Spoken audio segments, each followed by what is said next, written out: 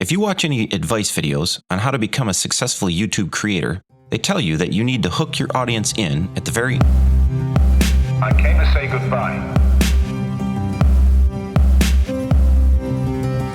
Goodbye. I came to say goodbye.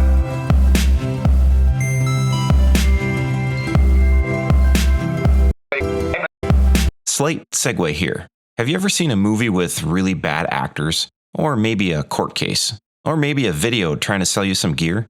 Yeah, it just doesn't go over real well. And it can sometimes even backfire. No way! Thus, it's probably better not to fake your way into your consumers' pocketbooks. $100. When I first saw a demo for Harmony Bloom, I thought, that looks pretty interesting.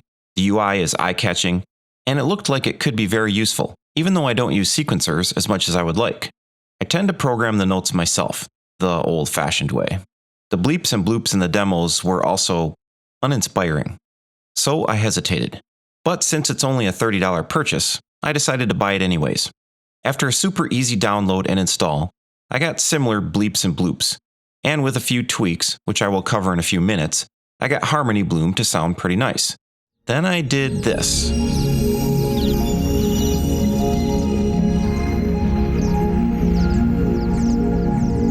Yeah, that's kind of how I felt, minus the bad acting. Thus, I knew I had to fire up DaVinci Resolve and do a full review video.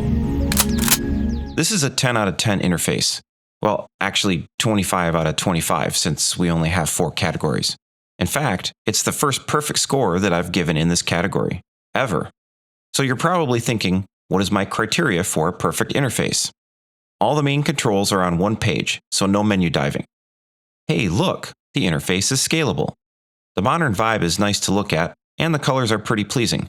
But what's this? Wait, I can paint the interface with my own color palette and then save it to a default skin? That's awesome. It even has a spectator mode, so that if you want to use this in your next YouTube EDM video, you can. Or maybe have it up on a huge screen as sort of a Pink Floyd backdrop at your next sold-out concert. Sweet. Tooltips. I can see everything that happens in real time on the big wheel. So even if you didn't have tooltips, it's pretty easy to figure out what is going on. The info button actually leads you to info, including how to route this thing in specific DAWs, great tutorial videos, the website, and even contact information. Most controls have drag and drop functionality. Everything is MIDI assignable. Yes, pretty much everything. I can even assign each random die to a controller if I want. I may have to use the phrase power user more than once in this review. Instantly save any presets you make right on the main page. Bypass, reset, undo, and redo. Automatic update check and ability to update in the DAW without having to go to some third-party package. Wait, I can show what notes are being played? Cool. An easy die on every control. Easy octave transpose. Finally, other minor items like text readability, space between controls so everything is aesthetically pleasing, using icons that are easy to understand, and having specific well-defined zones just adds to the overall user experience.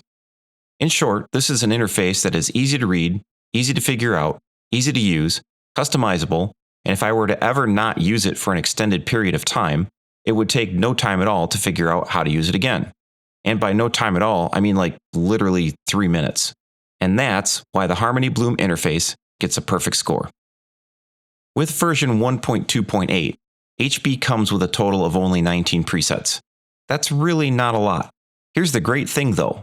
Mario, the developer of Harmony Bloom, is constantly upgrading the product, and within 1 week of my purchase, version 1.2.9 was released, which included 60 new presets and a host of other improvements. That's a decent amount, but content is more than just the total number of presets. Having a random die on everything means that you pretty much have unlimited content, although that can sometimes be a bad thing if all you are doing is mashing buttons. I kinda talked about that in one of my last videos. The strength of having all of these, however, is that I can set up Bloom to do what I want, and then hit a die or two to see what happens. Like maybe I like the pattern, but I don't like the scale. Boom, try a different one. Or maybe I want to change the number of notes. Boom, let's see what happens. The big die at the top can also be customized. It can be set up to randomize everything, or you can set up a specific list of things just by right-clicking on different controls. And once you are done tweaking stuff, it's very easy to save presets. So it's very easy to create nearly an endless supply of content with just a little bit of work. The existing presets can be a great stepping off platform. They can give you an idea of how a specific pattern might sound, and then you can make adjustments from there. One thing I would like to see is having a notes section saved with each preset, because it would be useful to know if a preset works well with big pads or maybe guitar plucks, for instance. So let's check out some of the presets.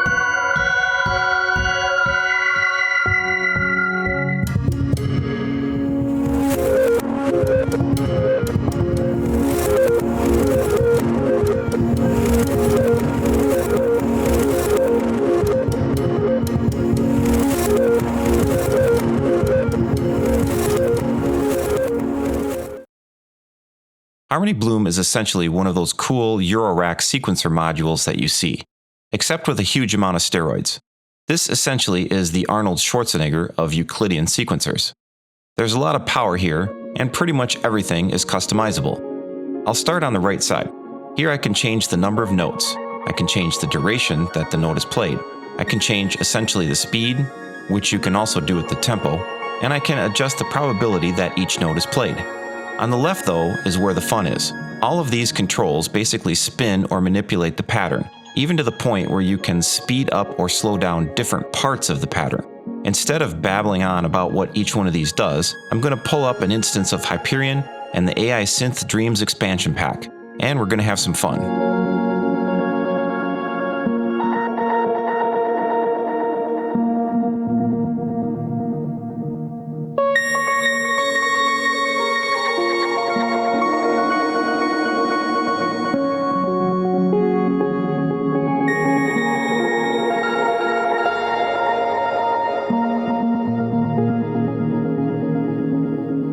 You can see why this thing is pretty much a must-have for anyone who likes generative sequencers, or Eurorack, or pads, or ambient music, or, well, I could go on.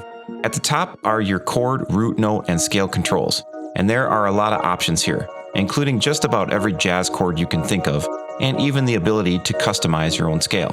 One really fantastic feature is that you can either let Bloom run on its own, or you can play a keyboard and trigger the root notes yourself.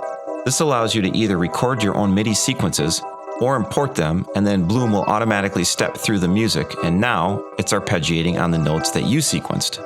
The developer Mario took this one step further with these controls right above the center wheel. And this is for the power users out there. Check this out. If I hold the left mouse button down, I can drag a window over some of the notes. I can then turn these on or off, or hit the random button. I can do this with all the notes or just individual notes, and I can invert the notes that are selected too.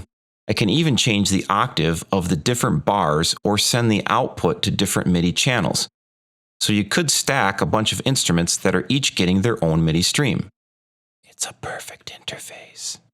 There are a couple of things that might be nice additions here, like being able to reverse the sequence so that it plays backwards, or even the ability to type in your own notes, which would make this thing insanely powerful. Mario seems to be very active with the development of HB, so it's possible that your suggestions could get added. All in all, if you want a sequencer that's also a very powerful sound design tool, then this is it.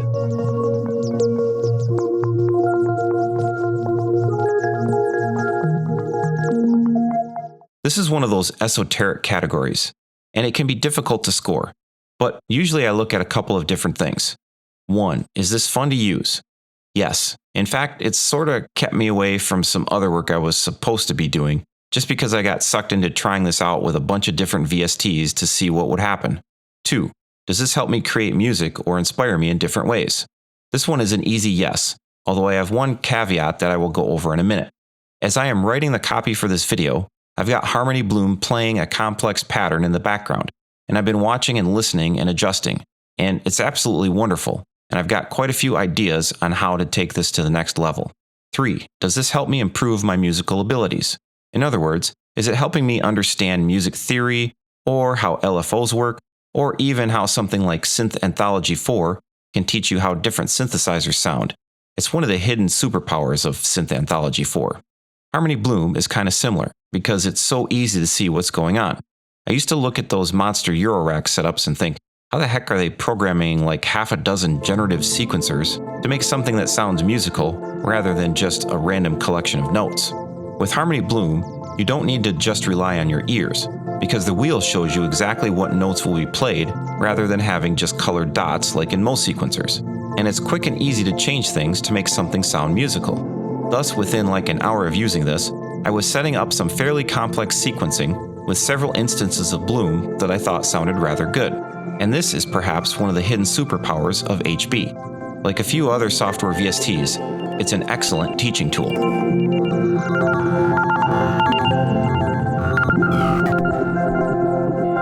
Finally, 4. Will I use this on a lot of my projects? This one gets a qualified probably, and here is that caveat. There are certain things that Bloom does very well. Generative ambient is the most obvious use case, and this ranks right up there with other wonderful tools for that genre. For something like rock or jazz, this might have limited uses, although if you want to sound like Go-Go Penguin, then for sure fire this up. For cinematic and ambient stuff though, this will definitely be a go-to tool in my arsenal. So at the end of the day, Harmony Bloom has a lot going for it, inspiration-wise, and its score reflects that. Harmony Bloom is a very cool product. If you like generative sequencing or any kind of ambient music, then this really is a must-have. If you've ever wanted to attempt generative sequencing but have zero experience, then this is an excellent first step. For something like pad generation, lo-fi, or even glitch and basic EDM, it's also a very useful tool to have in your arsenal. Finally, it's just a ton of fun to use, and it gets a well-deserved 93 out of 100 as a final score. If you like Harmony Bloom, I've got a link in the description, and it's pretty inexpensive.